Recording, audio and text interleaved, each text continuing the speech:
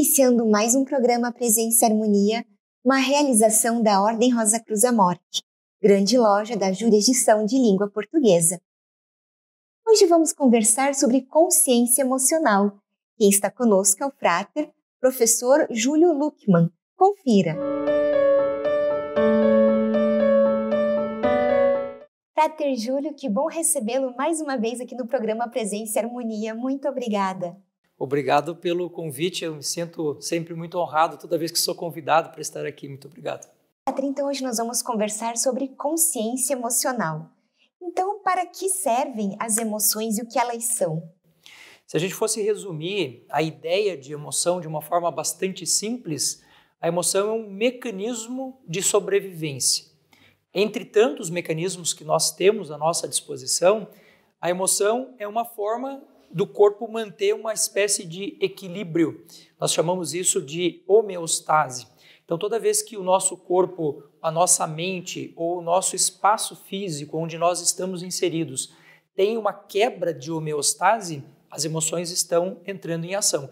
Via de regra, a gente sempre diria assim, que a emoção ela está presente na nossa vida 100% do tempo. Nós estamos dormindo, acordados, sonhando e tal, as emoções estão lá, mas nem sempre elas estão ativas.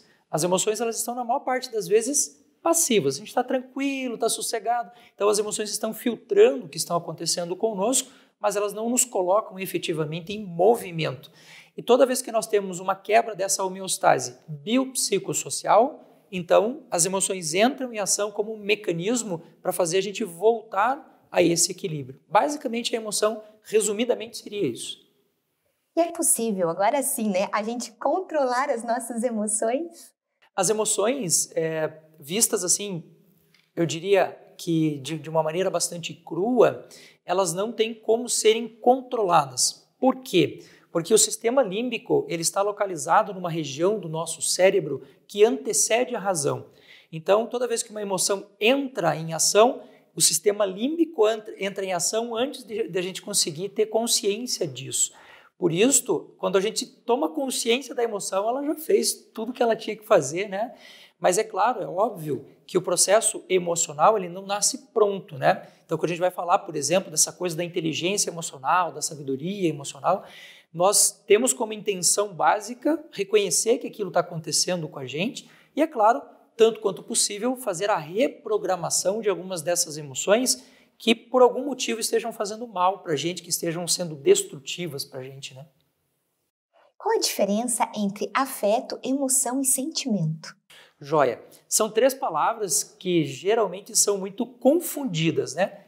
Tanto que sempre quando eu vou começar um processo de regulação emocional, a primeira coisa que eu pergunto para a pessoa é: o que é emoção na sua opinião? Quando eu digo opinião é porque eu não estou querendo o conceito ali, porque geralmente a gente não tem aquele conceito super elaborado, né, do que é uma coisa ou o que é outra. Mas eu entendo que a partir do momento em que a gente tem um pouco mais claro o que significa uma coisa e significa outra, fica muito mais fácil a gente conseguir trabalhar em cima daquilo, né?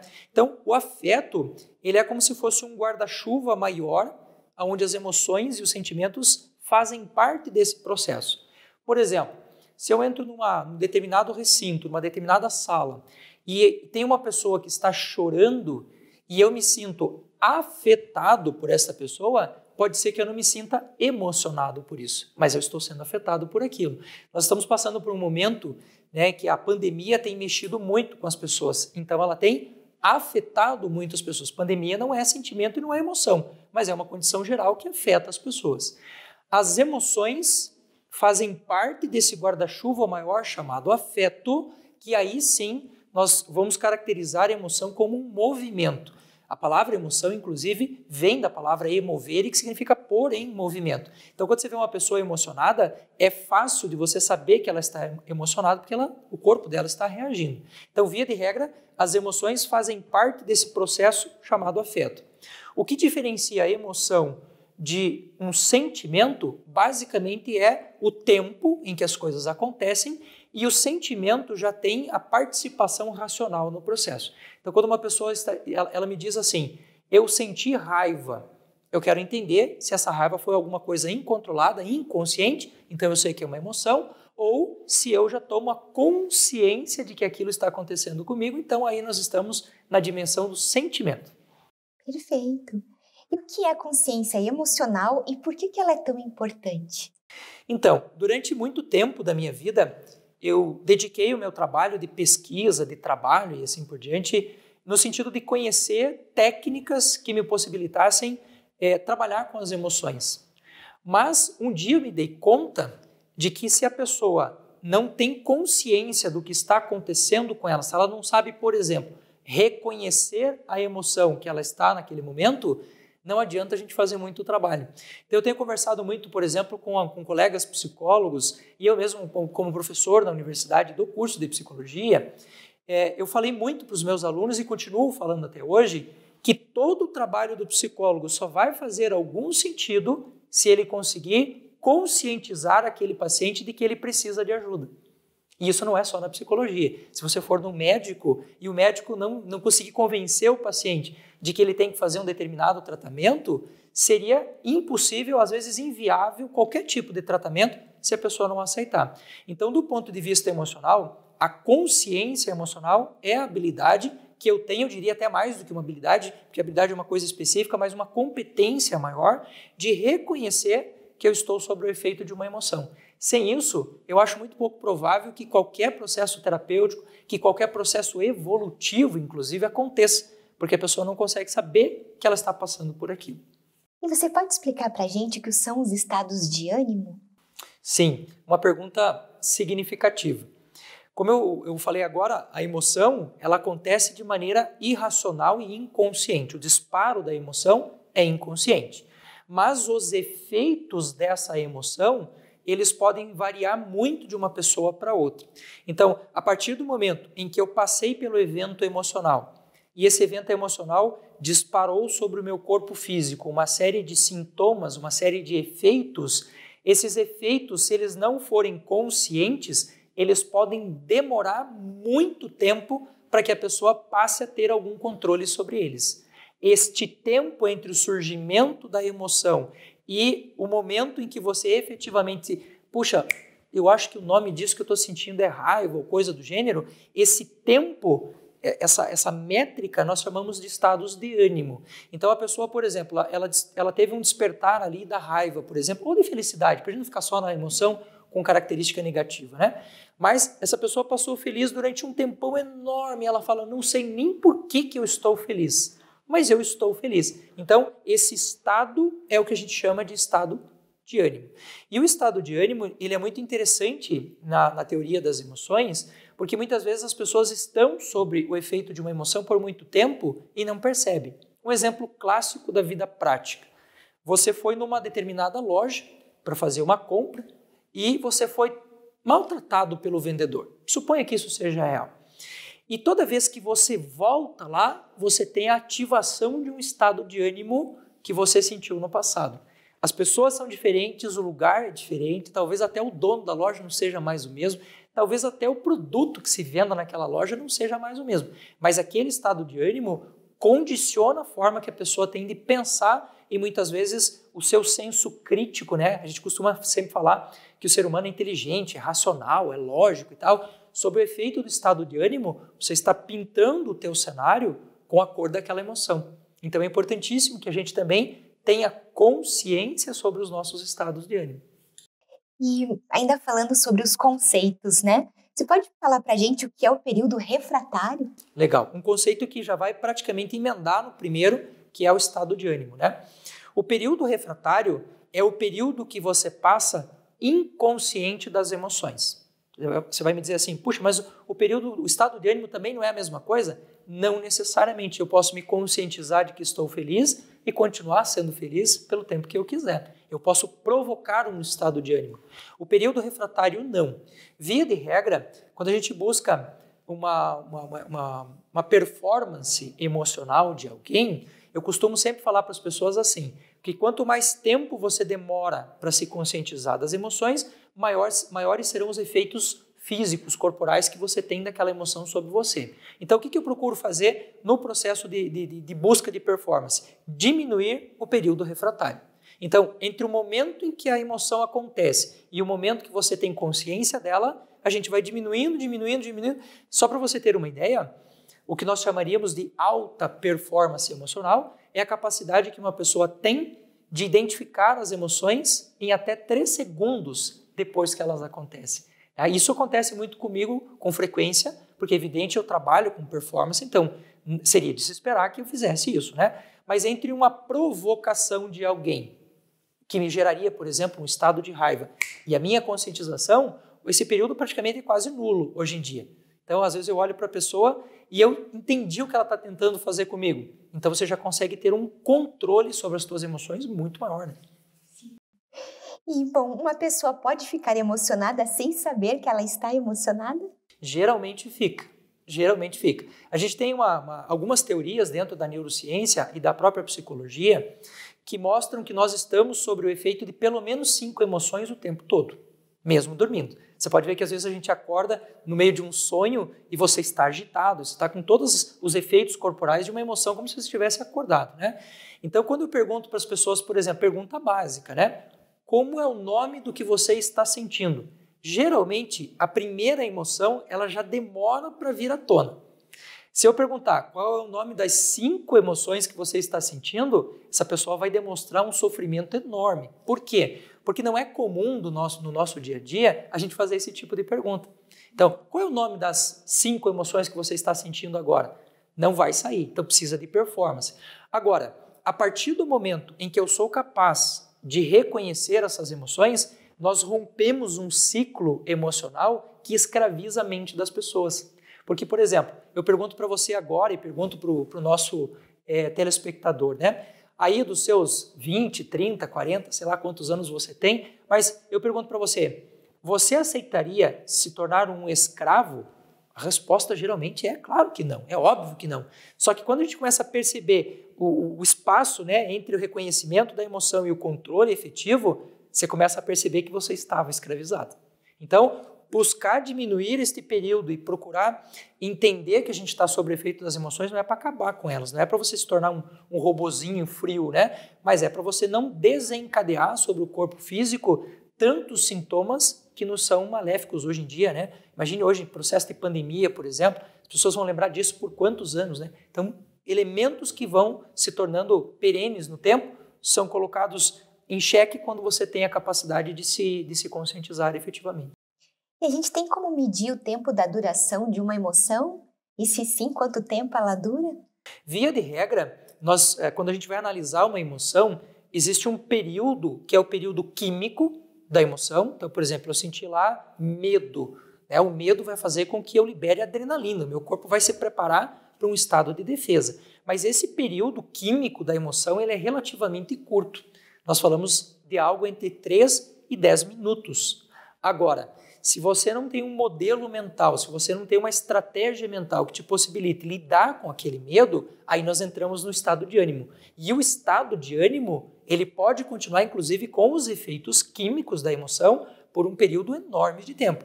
Eu tenho situações da minha vida em que uma pessoa, por exemplo, se assustou com uma cobra quando tinha 12 anos de idade e eu tratei ela quando tinha 61 e ela ainda tinha efeitos de ânimo, né, estados de ânimo em relação àquela situação aos 61. Então, não existe um período limite de tempo em que a pessoa possa se ver livre disto se ela não tiver consciência daquilo. E esse processo de consciência emocional ele é um processo libertador, porque quando a pessoa se dá conta, epa, mas eu estou sendo escravizado por esse medo não é para me proteger, ele é extremamente libertador. É por isso que a gente trabalha tanto essa ideia e eu, particularmente, tenho um apego muito grande pela ideia de consciência emocional por conta disso. E quando a gente fala das emoções, né, nós mesmos falamos em raiva, no medo, na irritabilidade, a gente pode dizer que são emoções negativas? Ou existe esse conceito de emoções negativas? O primeiro grande tratado que nós temos sobre emoções do ponto de vista fisiológico foi feito em 1872 por Darwin. Aliás, é um livro pouquíssimo conhecido do Darwin, que se chama A Expressão das Emoções nos Homens e nos Animais. E o Darwin, quando ele descreve essa parte fisiológica das emoções, que a ideia de positivo e negativo, de certo e errado, ou de uma emoção que seria ruim para nós, não existe. Por quê? Porque o processo evolucionário é um processo que, se ele nos permitiu legar as emoções até hoje, é porque nós temos algum ganho com isso. Então não existe emoção negativa e não existe emoção positiva. O que existe é um estado emocional que se torna destrutivo pelo não conhecimento, pelo não controle, pelo excesso. Então, via de regra, no dia a dia, a gente não tem esse puritanismo de dizer que isso que existe ou não. Eu até falo para as pessoas, me dê um exemplo de uma emoção negativa, porque isso está muito incrustado na cabeça das pessoas como raiva sendo ruim e como amor sendo positivo, uma coisa boa e tal. Mas, via de regra, não existe negativo, não existe positivo. Existe o controle e o descontrole sobre a emoção. Você fala nas suas palestras, né, que os sentimentos devem ser cultivados. Por que nós devemos cultivá-los? E se você puder nos dar um exemplo também.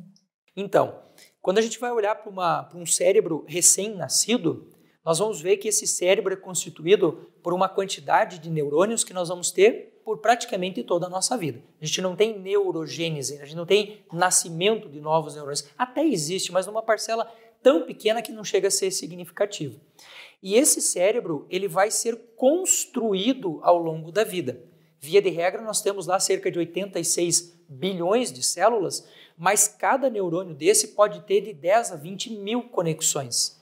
Então, o modo de operação, o modo de encarar a vida é muito particular das experiências que essa pessoa teve.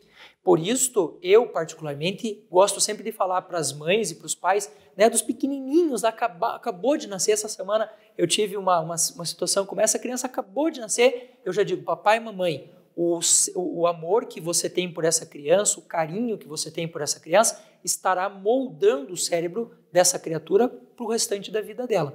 E o mais interessante é que quando a gente pensa nessa ideia do amor, quando a gente pensa nessa ideia do afeto, como algo que está moldando esse cérebro, a gente tem que imaginar que a falta é muito ruim, mas o excesso também será. Infelizmente hoje, por conta, em nome dessa coisa de vamos cuidar das pessoas, eu preciso amar mais o meu filho, eu acabo cometendo um excesso. Vou te dar um exemplo bem prático disso. As nossas avós, elas nas casas, antigamente não se tinha tanta tecnologia, luz, essa coisa, então o pessoal ia dormir cedo. E nós tínhamos muito mais filhos, Então, numa casa que você tivesse 5, 6 crianças, por exemplo, se elas levantassem de madrugada para ir bater na porta do quarto da avó, da mãe, ela não dormiria. Então, o que a gente fazia? Restringia. Não, vem aqui, porque você tem que se virar sozinho. Hoje, o que a gente faz? Desde a hora que a criança nasce, ela já está na cama, ela se mexeu, a mãe já está em cima, ela chorou, a mãe já está em cima. Então, tem uma série de questões que a gente precisa tomar cuidado para não moldar este cérebro de uma maneira equivocada. Por quê? Porque o cérebro, estruturalmente, ele é feito para aprender, não para desaprender. Então, via de regra, quando a gente vai trabalhar com alguém que já modelou alguma coisa emocionalmente no seu cérebro e esta modelagem está incorreta, é uma modelagem que se tornou destrutiva, ela não vai sumir mais. O que eu tenho que fazer? Eu posso sobrepor a esta rede neural uma nova rede que me possibilite ter um comportamento completamente diferente. Mas aquilo que estava não deixa de estar só porque a gente tem boa intenção.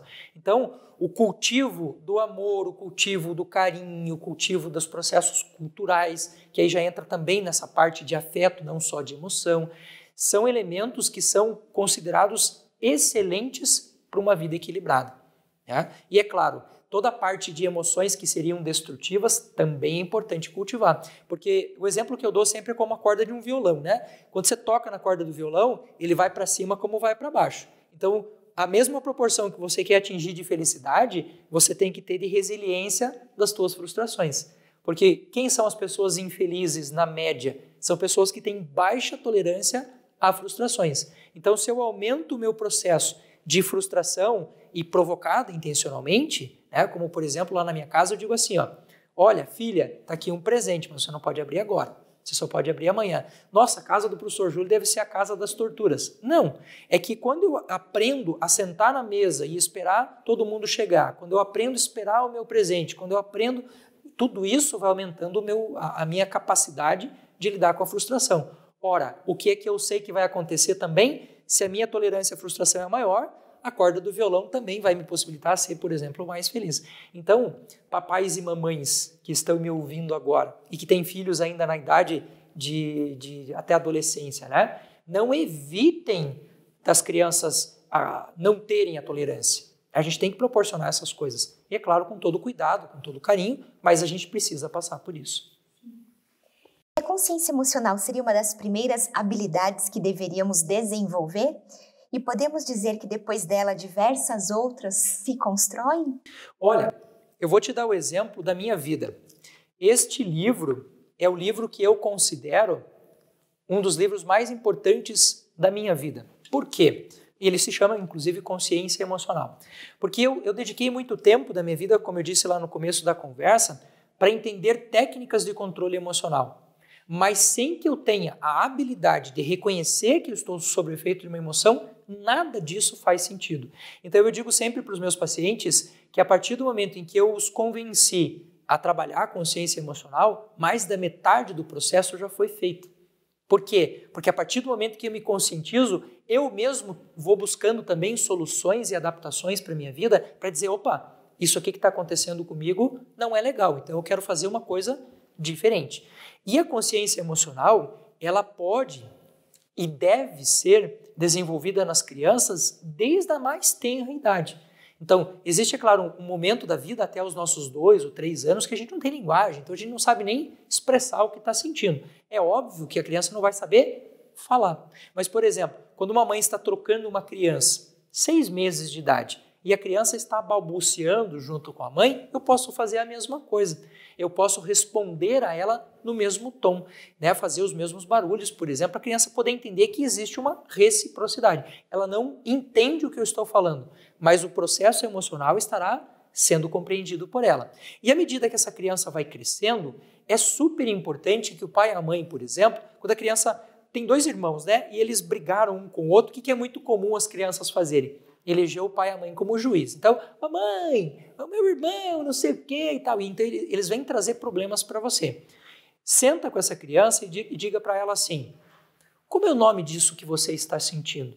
Ah, eu não sei dizer o nome da emoção. Então, descreva os sintomas. Eu tenho uma criança que eu tenho uma história super legal sobre ela, que ela dizia assim, eu pareço que eu tenho um monstro aqui dentro da minha barriga. Aliás, tem um livro que se chama Tenho Monstros da Barriga, que é super legal, que trata sobre emoções. E ela dizia, parece que tem uma cobra andando aqui dentro, professor. Então, essa descrição da criança já vai fazendo com que ela tenha a habilidade, ela desenvolva essa habilidade de reconhecer que ela está sob o efeito de alguma coisa.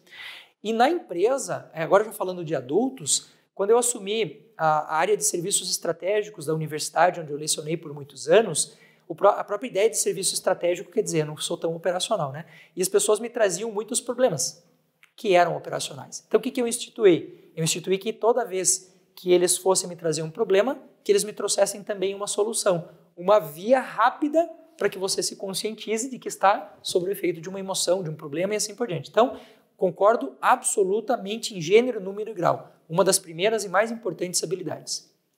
Bom, a gente está falando da questão da infância, dessas habilidades. Então, como que a gente pode desenvolver, de certa maneira, essa consciência que o Frater está contando para a gente, que é tão importante para nós?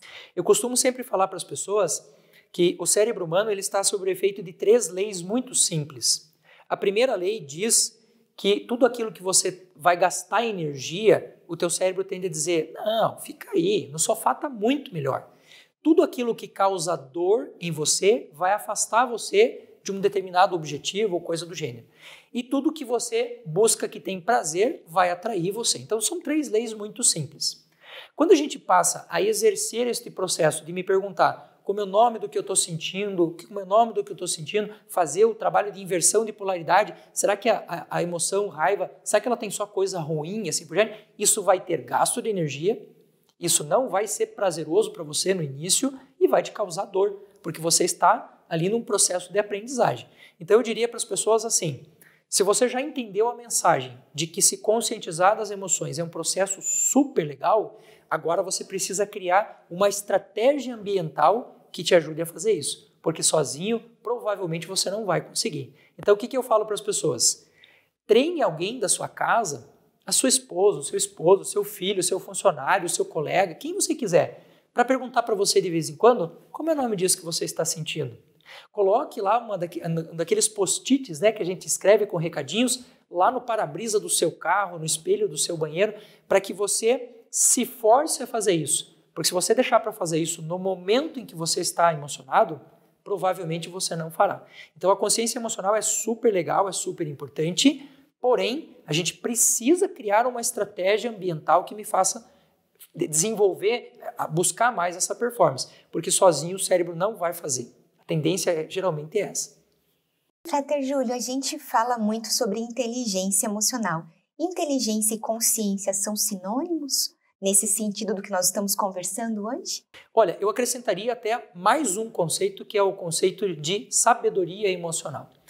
A inteligência, ela é entendida hoje de uma forma geral, e até para um estudo pedagógico, como um conjunto de fatores que eu estou agregando à minha vida que me possibilitem ter uma vida emocional melhor. Só que a inteligência emocional ela tem muito a ver com dados, com conhecimentos, com técnicas. Então, quanto mais técnicas eu tenho, melhor será a minha capacidade de lidar com aquelas emoções. Inteligência emocional, técnica. Sabedoria emocional, capacidade que eu tenho de usar essas técnicas de maneira consciente. Então, a consciência emocional é um elemento da sabedoria emocional. Eu diria que ela também não deixa de ser uma técnica, né? Porque quando eu falo para você, se pergunte como é o nome do que você está sentindo e tal, eu estou falando de uma técnica, mas via de regra, ela é um conjunto de habilidades que me possibilita gerenciar muito melhor as nossas emoções. Então, inteligência emocional, na minha compreensão e pedagogicamente falando, inteligência emocional, conjunto de fatores, técnicas, elementos que me possibilitam conhecer a emoção.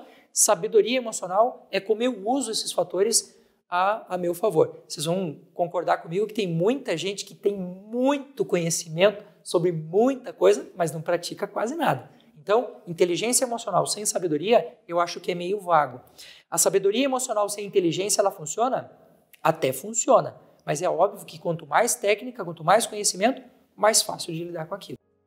Frater Júlio, agradeço muito sua participação conosco hoje. É muito bom te ouvir falar e aprender contigo. Muito obrigada. Muito obrigado pelo convite. Eu acredito que todas as vezes que nós nos conectamos a outras mentes, nós sempre aprendemos, nós sempre nos desenvolvemos e a oportunidade de estar aqui conversando com vocês me gera um único sentimento: gratidão. Nós que agradecemos. Obrigada. Aproveito para lembrar do nosso e-mail presenceharmonia@morte.org.br. É muito importante para nós essa via de comunicação que nós temos com você que nos assiste. Agradecemos a participação conosco hoje e até o nosso próximo encontro. Paz profunda.